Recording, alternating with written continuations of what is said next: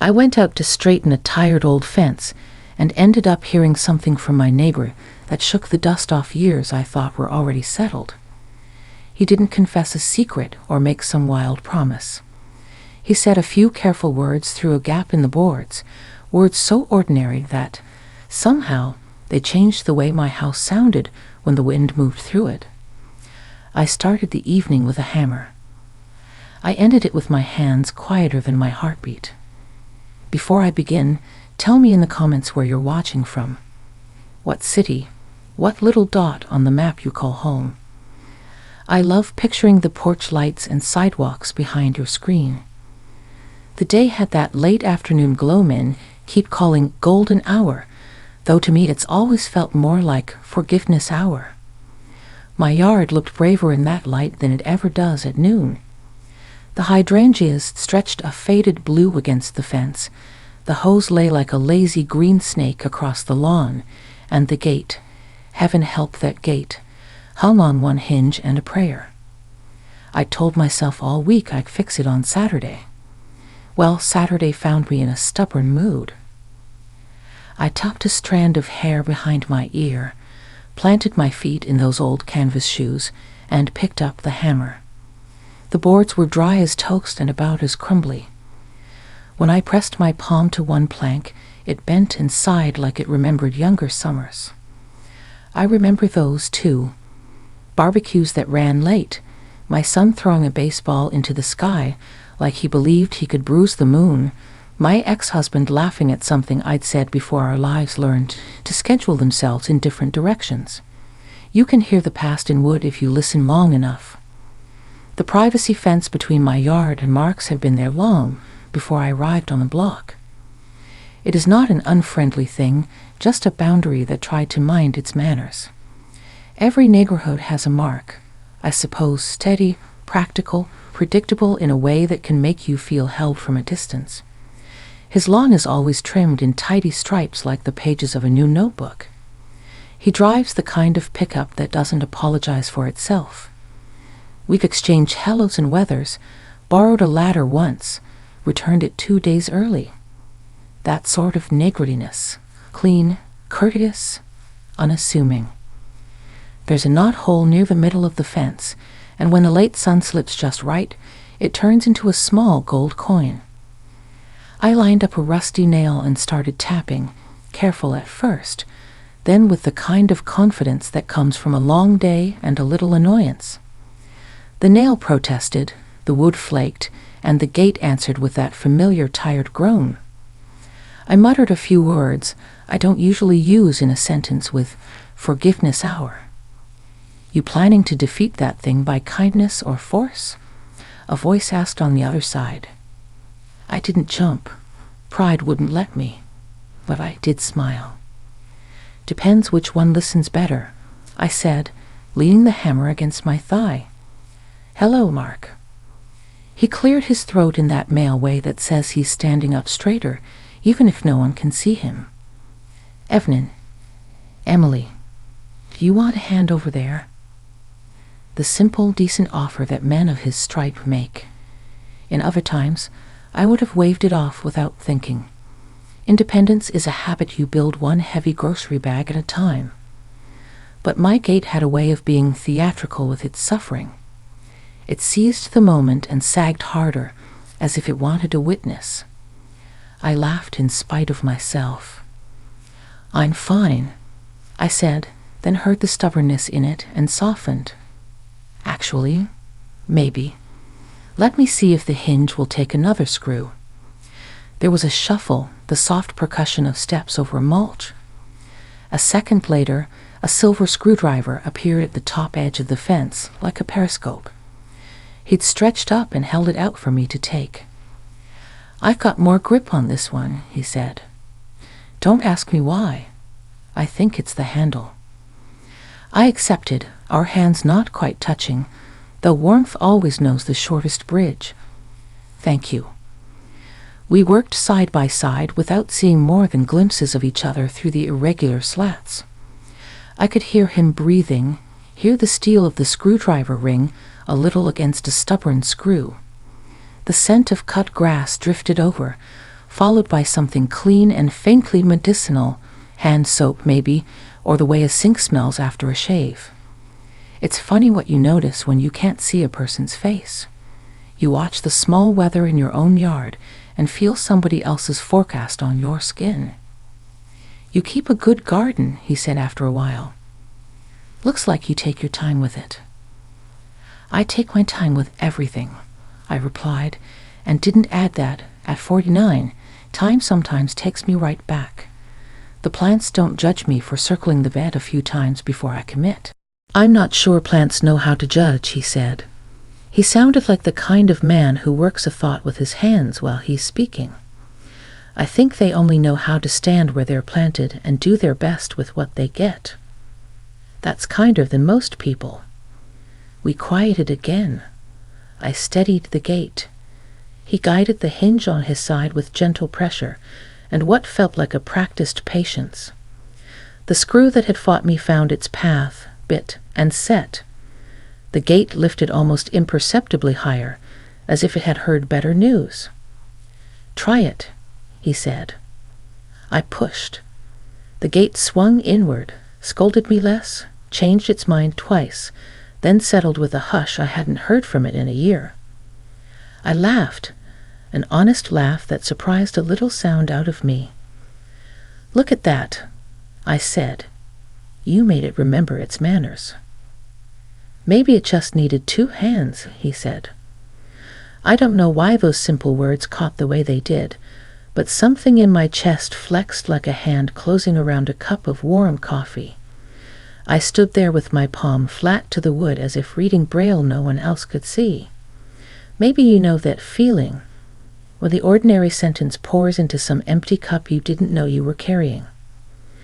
I settled on the patch of lawn beside the gate, and he did the same on the other side. I could tell by the soft thud of him finding his place. Between us, the fence boards climbed like piano keys. Through one of the wider gaps, I could see a slice of flannel at his knee, the corner of a work boot, the edge of a wristwatch catching the thin light. "Your son visit lately?"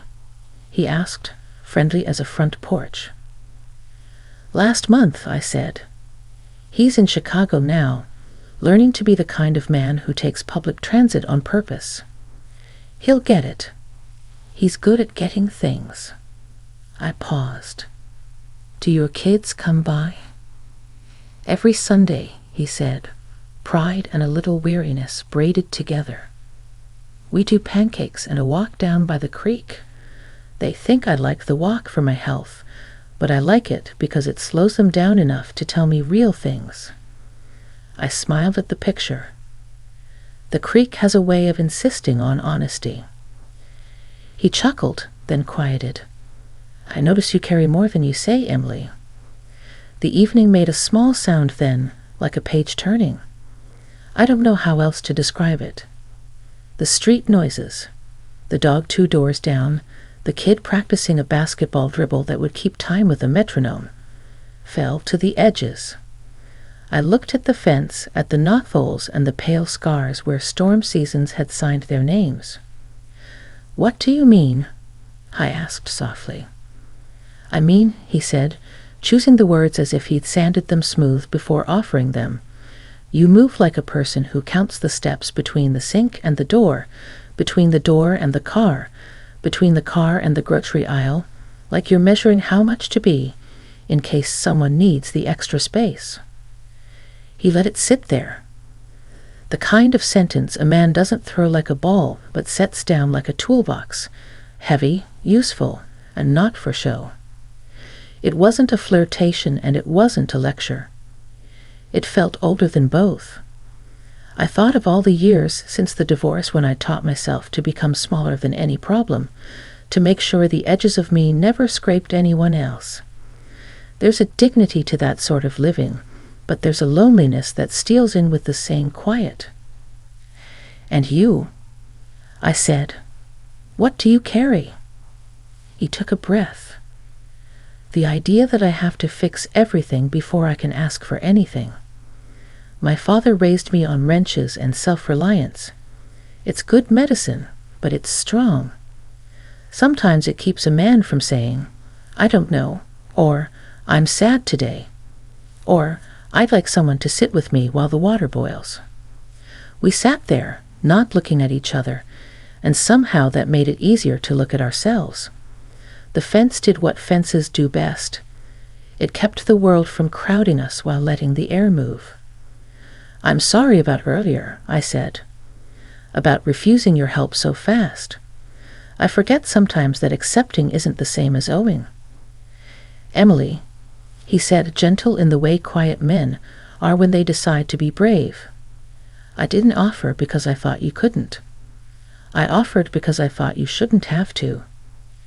That was the moment, the one that surprised me more than any sugar-coated line could have. He could have said I looked pretty with dirt on my cheek. He could have told me I worked hard, or that the gate would last another year now. Instead, he told me that help doesn't accuse and strength isn't a solitary sport. I felt the truth of it slide into some room inside me where lights hadn't been turned on in a while. The breeze picked up, bringing the smell of someone's dinner, onions and butter, and the bite of pepper. The first porch lights winked on up and down the block, stars eager to get a preview of the night. "Do you ever think about—" I started, then stopped. "Say it," he said. "About how many fences we build for reasons that made sense at the time," I said carefully, "and then keep long after the reasons moved out." He let out a little breath that had some laughter in it and some ache. "I do. I put this fence up taller after my divorce.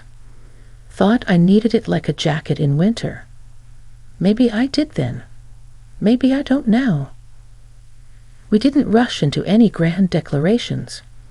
We didn't meet at the gate and tear down the boards like heroes in a movie who will be exhausted and splintered by morning. We just took another breath. "Would you like some lemonade?" I asked. "Not tonight. My kitchen looks like a hardware store had a baby with a spice rack. But tomorrow? Around 5? You can tell me if I tightened this hinge wrong, and I'll pretend to be offended." He answered after a heartbeat that measured exactly the distance between caution and hope. "Tomorrow around 5 sounds good.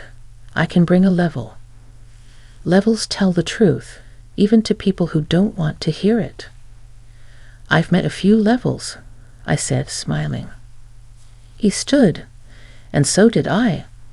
We brushed off our knees in the same moment, and it felt like a choreography we hadn't practiced and didn't need to. He cleared his throat again. Men do that when the important part is over, and they're making room for the ordinary to come back in and live with it. "Good night, Emily." "Good night, Mark." The street welcomed its evening. A moth played at the porch light like it had a secret. I closed the gate with 2 fingers and it obeyed, quiet and sure of itself. In the kitchen, I set the hammer back in its drawer, trying not to notice how easily that drawer stuck and how pleased I was to know a man with a better screwdriver. You might be waiting for a kiss in the dusk or a promise written in the sky. That isn't what happened there in that hour that forgives. What happened was smaller and bigger at the same time. A man said he saw the weight I carried and reminded me that hands are meant to be used in pairs, even when the second pair belongs to someone standing just over the fence. For the first time in a long while, my house felt less like a place I had to keep upright and more like a place ready to be lived in again. I washed my hands at the sink and looked out the window over the yard. The gate settled into its frame like a shoulder into a familiar coat. Tomorrow I'd sweep the patio and find the good glasses and put ice in them just the way men like it. More ice than you think you need, because it remembers the heat you haven't met yet. The sky darkened. The first cricket tuned its instrument. I let the quiet come all the way in. At the fence, my neighbor's words had been plain. But they were the kind that sit down beside you and stay a while, the kind that make a woman look at an ordinary evening and find it kinder than before. And when I finally turned off the kitchen light, I saw the gate again in the reflection, calm as a kept promise, and I thought, tomorrow at 5, I'll put out 2 glasses. The next day came with one of those skies that can't quite decide whether it wants to be bright or brooding. I'd spent the morning moving slow, making coffee, folding towels that didn't really need folding, trying to quiet a nervous hum in my chest. By 4 o'clock, the hum was louder, steady as a second heartbeat. I kept glancing at the clock, wiping the counters though they were clean, setting out the pitcher of lemonade I'd promised, dropping in more ice than usual because I remembered his words about truth and levels. When 5 drew close, I found myself brushing my hair at the sink window, the same way I used to when company came by years ago, before silence grew so comfortable in these rooms. It wasn't vanity. It was something softer, like wanting the world to see me awake again. The knock didn't come at my front door. Instead, I heard the familiar, polite sound of his boots on the grass, stopping at the gate. I stepped out, and there he was, Mark, with a level tucked under one arm and the kind of smile that doesn't assume it's welcome, but brings itself anyway. "You weren't kidding," he said, eyeing the glasses and pitcher on the small table I'd set near the fence. "I try not to joke about lemonade," I answered, pouring a glass and pushing it across the table toward him. We sat on opposite sides of the fence again, only now we'd both pulled our chairs close to the widest slat. It felt less like a boundary and more like a window. For a while we sipped in companionable silence. The air was still, heavy with the green smell of the lawn and the sweet tang of lemon. Somewhere down the block, a wind chime gave a lazy note, like it couldn't quite wake up. "So," he said finally, setting his glass down, "about this hinge." I laughed, shaking my head. "You really brought a level." "Always do. It's my truth teller." He bent slightly, checked the gate, tapped the wood. "You did good work, Emily. It's straight enough to last. Don't let anyone tell you otherwise." That small reassurance did more for me than I wanted to admit. I looked at him through the slat, at the worn lines around his eyes, at the quiet steadiness in the way he handled even the most ordinary things. "Thank you," I said, "for noticing." He studied me for a moment, then spoke carefully, like last night. "Most people don't notice when they're carrying more than their share. But I see it.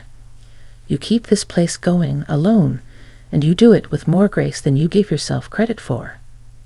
Something in me wanted to deflect, to wave it off with humor.